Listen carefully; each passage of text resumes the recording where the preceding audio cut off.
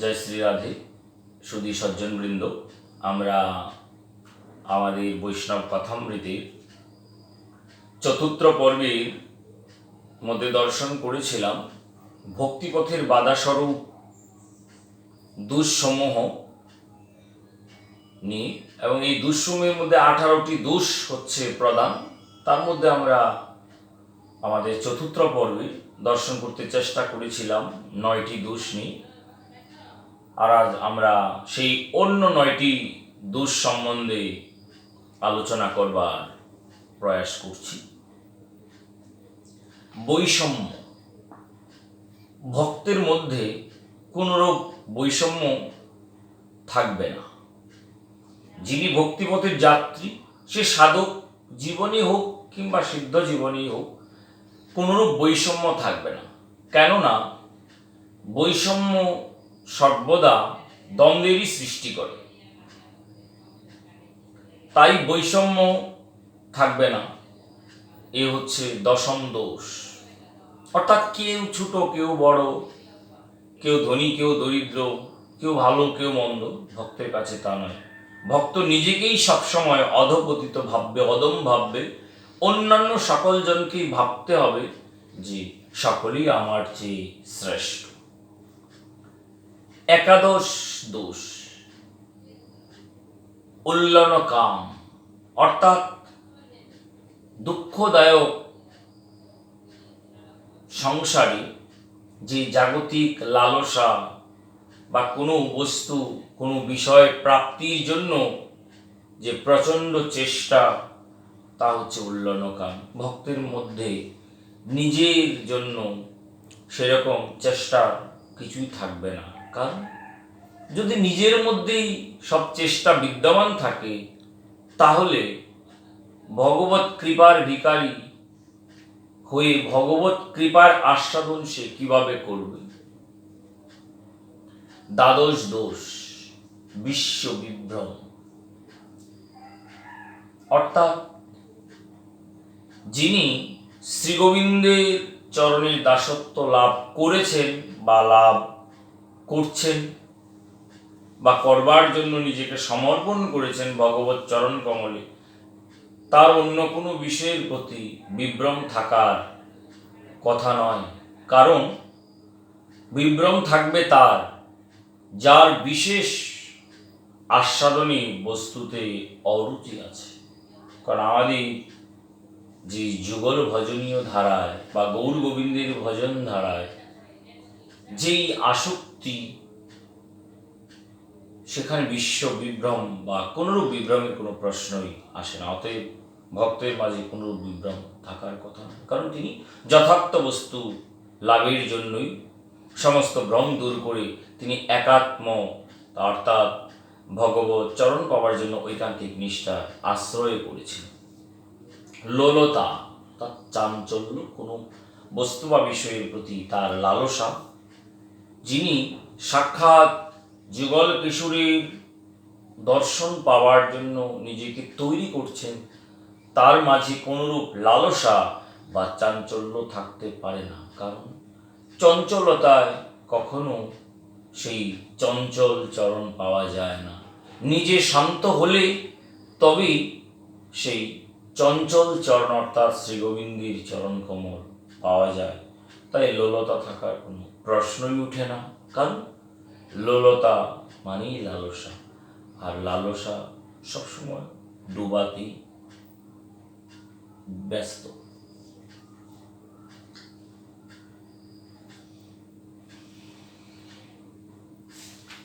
চতুর্দশ দোষ মদ। মদ মানে সুরার কথা বলছি, এটা মদ, যাকে বলছে বারুণী সুধা, নিষিদ্ধ পানি, এটা মদ। মদ কৃষ্ণ গুণগানে, মানে নিজের চিন্তাটা, নিজের আত্মভাবটাকে বলছে মদ। এই মদ থাকবে একমাত্র কেবল কৃষ্ণ গুণগানী। যার কৃষ্ণ গুণগানী মদ, মানে চিন্তাটা, ভাবনাটা, তার তো নিজেকে নিয়ে অভিমান করার কিছু নাই। আর যিনি এই সংসারে বা ভক্তিপথে বিশেষত অভিমান শূন্য হতে পারে, তিনি মানি হতে পারে। আমাদের নিতাই চাঁদ কে নিয়ে লোচন দাস গিয়েছেন অক্রুধ পরমানন্দ নিত্যানন্দ রায়, অভিমান শূন্য নিতাই নগরে বেড়ায়। কারণ অভিমান শূন্য হয়েই জগৎকে কিছু দেবার চেষ্টা করতে হয়। তাই যারা ভক্তিপথে উপনীত বা ভক্তিপথে বহুদূর যেতে আগ্রহী বা ইচ্ছুক, তাদেরকে অবশ্যই সম্পূর্ণরূপে নিরভিমান হতে হবে। কারণ অভিমান থাকলে ভক্তিদেবীর কৃপা লাভ করা যায় না। দীনতা যেখানে, ভক্তিদেবীর করুণাও সেখানে। অতএব অত্যন্ত সাবধানতার সহিত যেন নিরভিমানী হতে আমরা সচেষ্ট হই। চতুর্দশ দোষ মাৎসর্য। যারা পরের ভালো দেখে যাদের চোখ জ্বলে, গা জ্বলে, ভক্তের কাছে তো সেটা নাই। একজন ভক্ত বৈষ্ণব লোকহিততরে পরহিততরে নিজের সর্বস্ব সমর্পণ করছেন, সেখানে মাৎসর্য দোষের কোনো প্রশ্নই ওঠে না। কারণ তিনি পরশ্রী কাতর কেন হবেন? তিনি পরের স্ত্রী কিভাবে বৃদ্ধি হবে সেই চেষ্টার জন্যই তো ভক্তিপথে নিজেকে পরিচালনা করছেন। হিংসা তো সাধারণভাবে কারোর মধ্যে থাকা উচিত নয়, কিন্তু কেউ আমরা হিংসা শূন্য নই, অর্থাৎ অহংকার শূন্য নই। অহংকার কিছু না কিছু থাকবে, এটা স্বাভাবিক। কিন্তু যে অহংকার অন্যকে তুচ্ছ জ্ঞান করে সেই অহংকারই দোষ হয়। যে অহংকার অলংকারে পরিণত হয় সেই অহংকার দোষের নয়। যে কৃষ্ণদাস, তার অহংকারটা দোষের নয়, তার অহংকার অলংকারে পরিণত হয়ে যায়।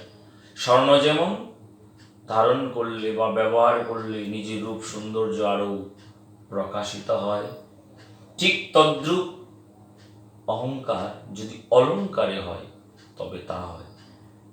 কিন্তু হিংসা, অহংকার একই পর্যায়ে ভক্ত, কিন্তু হিংসা কারো মাঝেই থাকতে নেই। কারণ হিংসাটা সর্বদা ক্ষতি হয়ে থাকে। কারণ প্রাণীকেও হিংসা করা যায় না। এই জগৎ প্রভুর সৃষ্টি, তো প্রভুর যেহেতু সৃষ্টি, জীব প্রাণী সকলেই প্রভুর ইচ্ছাতেই পরিচালিত। কাকে হিংসা করব, কাকে ছোট ভাববো, কাকে বড় ভাববো? তাই হিংসা যেন না আসে, বা যে হিংসাটা আমাদের মধ্যে কম বেশি থেকে থাকে তা যেন আমরা সর্বতভাবে দূর করবার চেষ্টাটুকু করি। কারণ না হলে আমাদের ভক্তিপথে অনেক বিপদ হতে পারে।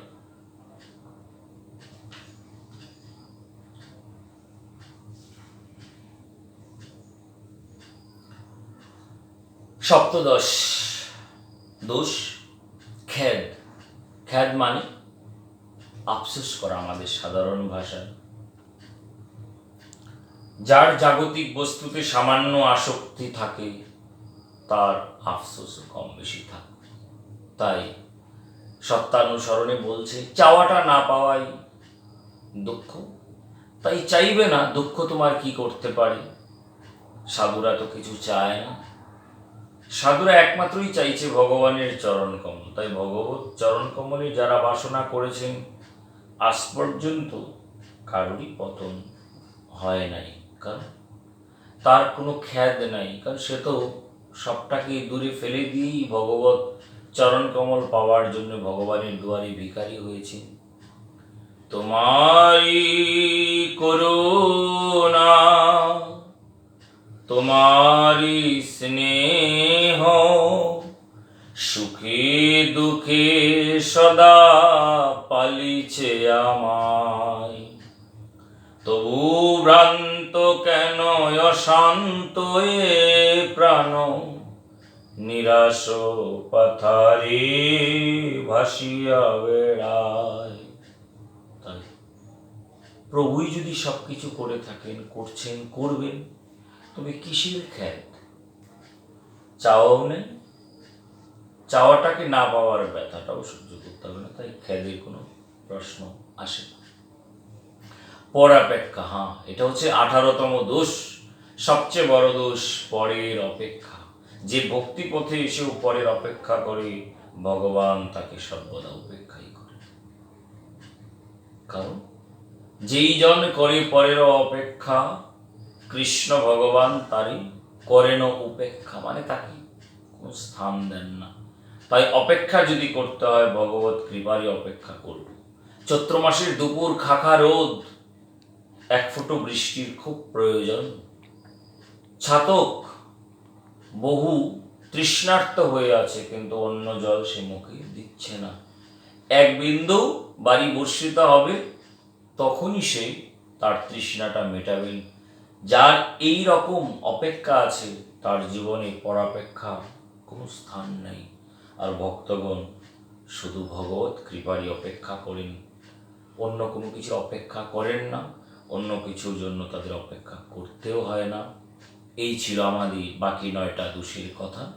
তো আমরা ভক্তিপথের বাধাস্বরূপ দুঃসমূহের মধ্যে আজকের এই পঞ্চম পর্বের মাধ্যমে আমরা সেই 18টি দোষ পূর্ণাঙ্গভাবে দর্শন করবার কিঞ্চিত চেষ্টা করলাম। তো অনেক অনেক ভুল ত্রুটি থাকতে পারে, সকলেই মার্জনা করবেন, ভালো থাকবেন। নমস্কার, রাধে রাধে।